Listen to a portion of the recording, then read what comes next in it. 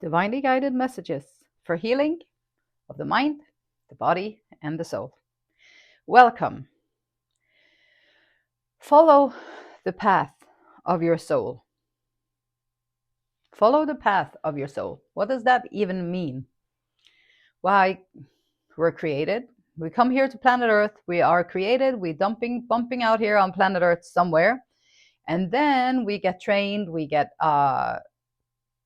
cultivated into a human being.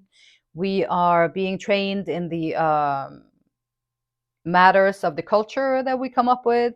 We are being molded and folded into what is seen as an appropriate human being in the circumstances that we live in.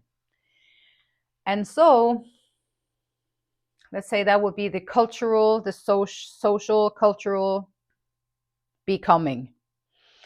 And so, how do you follow the path of your soul?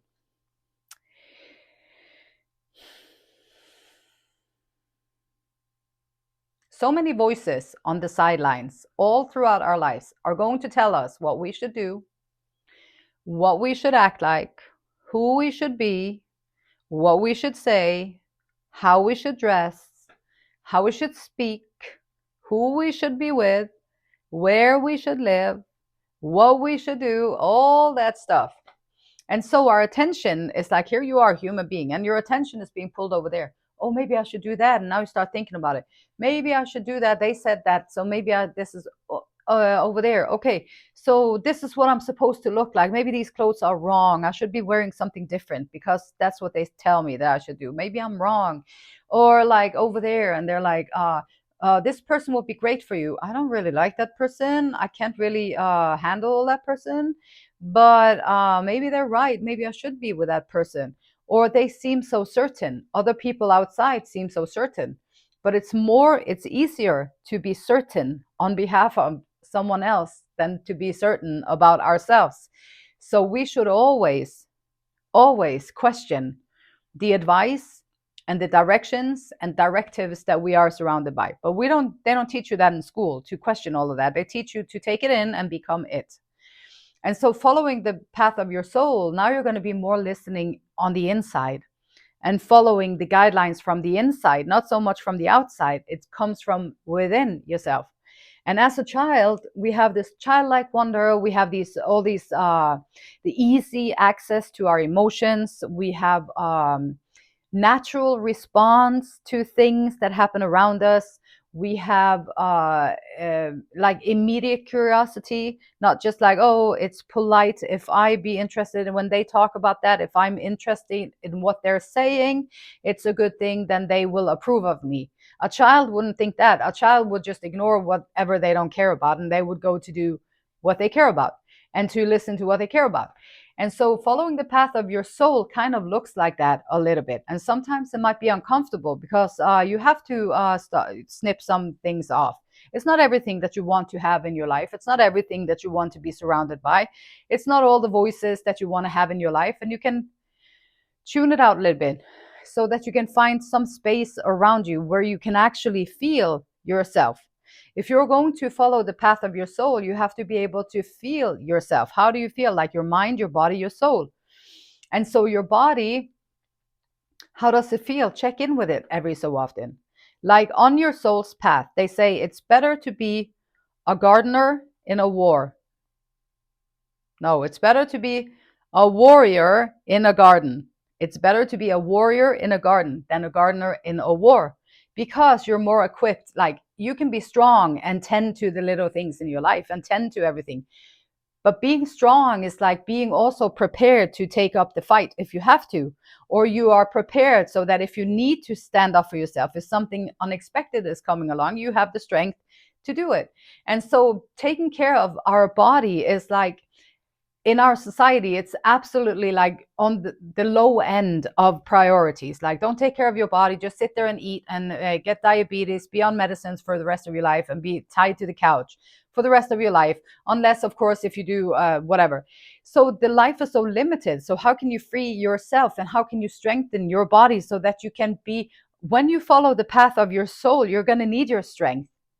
And these adversaries, they come from the outside and in. So we have to strengthen. If you want to be someone who works for the right, who works for the light, who wants humanity to have a good time, who wants humanity to flourish and nourish and be happy people, like, then you have to start strengthening your body. This is where your soul is going to live on this whole duration on planet Earth.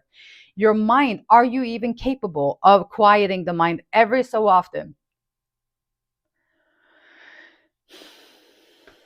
Every so often, can you bring yourself into the moment and just be?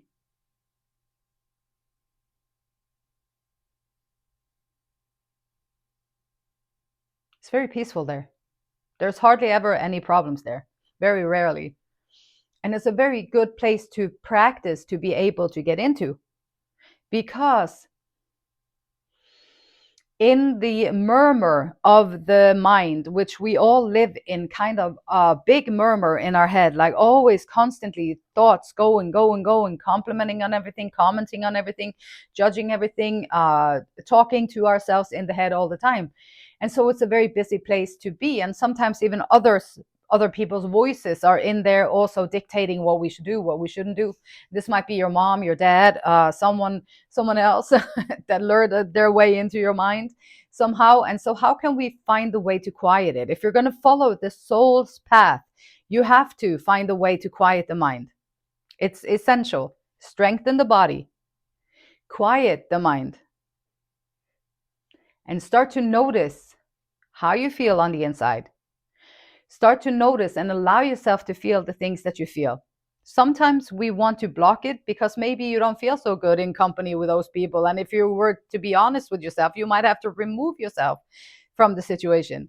Sometimes you actually feel really good when you're over there, but you're over here. So how can you get from over here to over there where you actually feel supported? You feel like you're being uplifted. You feel like after you've been around people, you have more energy. You feel like they can see who you are and they act and they trust and they help you follow your purpose. So when you're going to do the soul's work, you have to be aware that all of these temptations are going to come over and try to sway you away from your instinct. So when you follow your soul's path, you're going to also want to nourish and you want to develop your sense of instinct and how you feel your intuition and those little nudges that come within without you saying a word, which is why it's so important to quiet the mind. Because when you quiet the mind, you're able to just allow this magnificence that we are as human beings. You're allowing whatever is working to work for you, and then you will get the ideas, because in our thinking mind we're very limited. But if you open up and you quiet your mind and then you just allow the answers to come to you, there's a whole different level of answers that you're going to get than if you check in with the already thought about thoughts that you have. We're just like recycling our thoughts over and over and over again. So until you are able to quiet the mind, it's going to be difficult, more difficult, to follow your own soul's journey. Here you are, creation on planet Earth, with a soul's mission that is yours. Your soul's mission is based on how you feel about things, where you feel happy, where you feel uplifted, where do you feel taken care of and nourished, and where do you feel like on fire and excited to execute this life, to go out there and do these things, and where do you find that drive and the fun like within yourself. And that's your soul's journey. And in order to hear this journey, you cannot listen to the other people because they have a different journey if they were to listen to it. And you cannot listen to them over there because they also have their own journey, which is going to look different than yours. And so how can you find it? Well, you got to find it within yourself and check in with yourself and make sure that it's with ease, like things are working, things are not like confusing, things are not hidden, things are not like on behind a veil. You can't really see what's going on there, so you're like kind of a little bit insecure about it.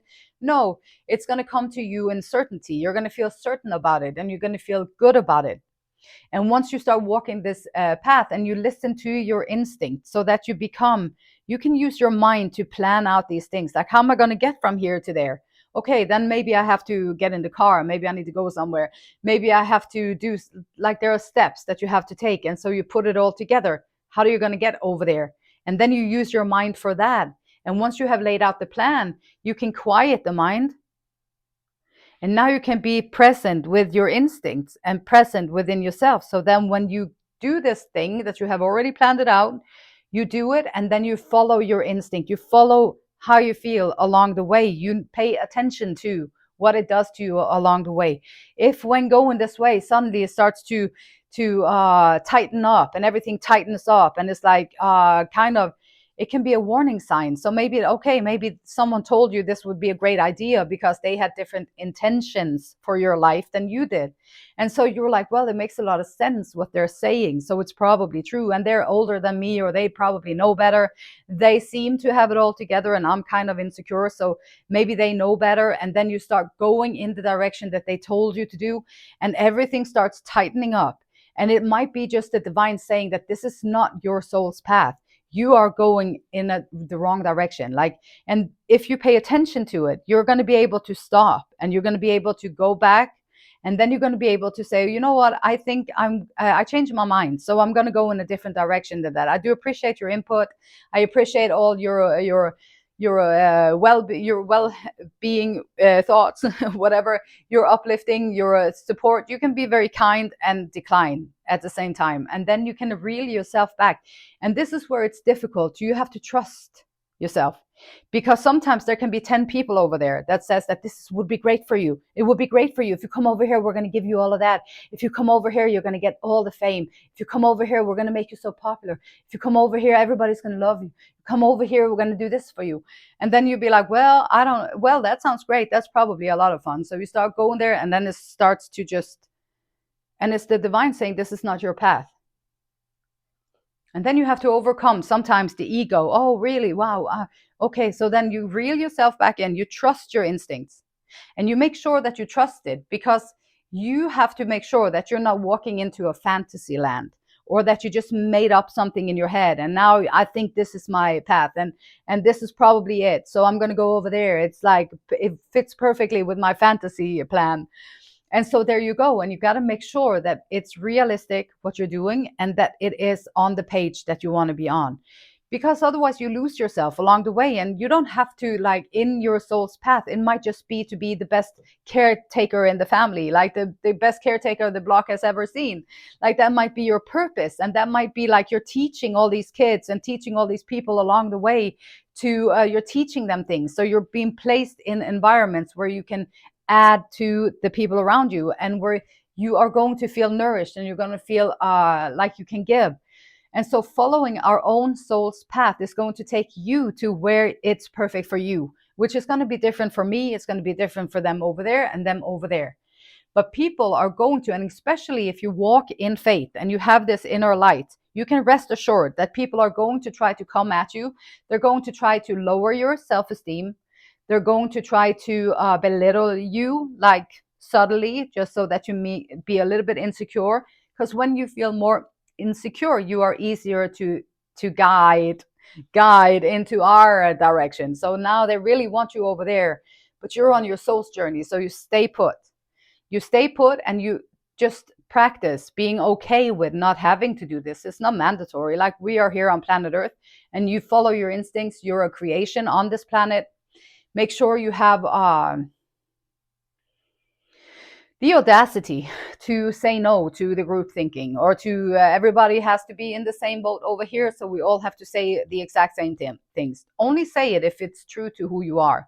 If it's not true to who you are, sometimes you have to get out of the group too, because maybe it doesn't align with your soul's path, or it doesn't align with your true soul's journey.